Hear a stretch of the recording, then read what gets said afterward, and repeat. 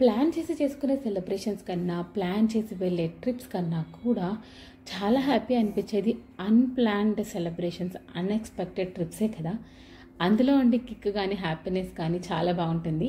అలా జరిగిందే ఈ ఇయర్ నా బర్త్‌డే. అన్‌ఎక్స్‌పెక్టెడ్‌గా అందరికీ కుదిరింది. ఇది ఎలక్షన్స్‌కి నియర్‌గా ఉండడం వల్ల అందరికీ పాసిబిలిటీ ఉండింది. అందరం కలిసి వీళ్ళందరూ కలిసి నా బర్త్‌డే ఎంత అద్భుతంగా సెలబ్రేట్ చేశారో చూద్దామా? ఇది బర్త్‌డే రోజు ఈవినింగ్ బయట డిన్నర్ ప్లాన్ చేశారు. కేక్ కటింగ్ కూడా. సో, ఇక్కడికి నేను లోపలికి ఎంటర్ అయ్యే ముందు నువ్వు బయట వెయిట్ చేయి కొద్దిసేపు అని చెప్పారు. వీళ్ళందరూ లోపలికెళ్లారు. నేను మళ్ళీ రిటర్న్ లోపలికొస్తుంటే, ప్లీజ్ కొంచెం సర్ప్రైజ్ ఫీల్ అవ్వు, ఇవన్నీ చూసి కొంచెం హ్యాపీగా, షాక్ అయినట్టు అలా ఫీల్ అవ్వు అని అడుగుతున్నారు.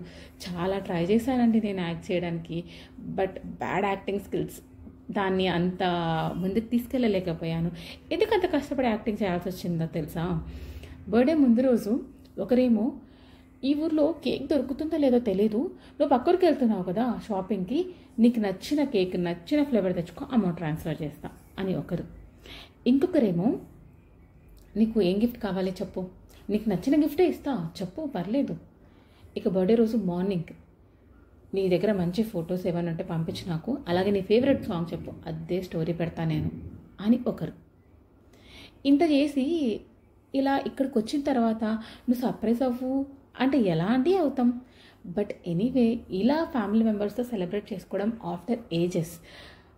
ఇంకా కొంతమంది మిస్ అయ్యారు. బట్ ఉన్న వాళ్ళతో చాలా సాటిస్ఫైడ్గా అనిపించింది. ఈ సెలబ్రేషన్స్ ఇవన్నీ కాదు, మన ఫ్యామిలీ మెంబర్స్తో టైం స్పెండ్ చేయడం అనేది ఒక పెద్ద సెలబ్రేషన్ కదా! సో, అదైతే చాలా హ్యాపీగా ఫీల్ అయ్యాము. ఇవన్నీ పక్కన పెడితే, ఇక డిన్నర్కి వెళ్దాము అని అందరం స్టార్ట్ అయిన తర్వాత ఆన్ ది వేలో ఒక్కొక్కరు, నువ్వు గిఫ్ట్ తెచ్చావు కదా, పలానా ప్లేస్లో పెట్టావు, తీసుకున్నావా లేదా? ఇంకొకరేమో, నువ్వు తెచ్చిన గిఫ్ట్ అదే శారీ తెచ్చావు కదా, తెచ్చావా లేదా అని ఒకరు. ఇలా ఇక్కడికి వచ్చిన తర్వాత గిఫ్ట్స్ ఇచ్చి చెప్తున్నారు, కొంచెం సర్ప్రైజ్ అవ్వు అని. ఎలా అవుతాం? నాకు తెలుసు వీళ్ళు ఏం గిఫ్ట్స్ తెచ్చారు. బట్ ఇన్నిట్లో సర్ప్రైజ్ అయిన గిఫ్ట్ కొన్ని ఉన్నాయి, అది చూద్దాం. ఇది ఎందుకు సర్ప్రైజ్ అంటున్నాను అంటే, వీళ్ళు తెచ్చినందుకు కాదు, ఇది యాక్చువల్గా నేను కొందాం అనుకున్నాను.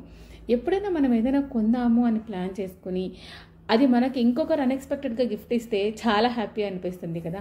అలా ఇచ్చిందే ఇది. యాక్చువల్గా ఇది ఓపెన్ చేస్తున్నప్పుడు నాకు చాలా డౌటెడ్గా ఉంది, వీళ్ళు ఏదైనా ప్రాంక్ చేస్తున్నారా, ఇంత సీరియస్గా చెప్తున్నారు మంచి గిఫ్ట్ అని అనుకున్నాం. బట్ ఇది ఓపెన్ చేసిన తర్వాత చాలా హ్యాపీ అనిపించింది. బికాజ్ నేను కొందాం అనుకున్నా అవే ఇయర్ రింగ్స్, వీళ్ళు అది గిఫ్ట్ ఇచ్చారు.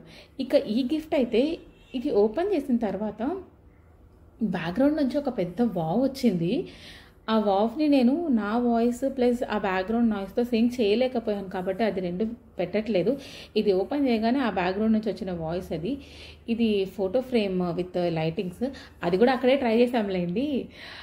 చాలా బాగా అనిపించింది ఈ ఫోటో ఫ్రేము. ఇక ఇవన్నీ కంప్లీట్ చేసుకున్న తర్వాత అందరం కలిసి హ్యాపీగా డిన్నర్ చేసి రిటర్న్ వచ్చేసాం.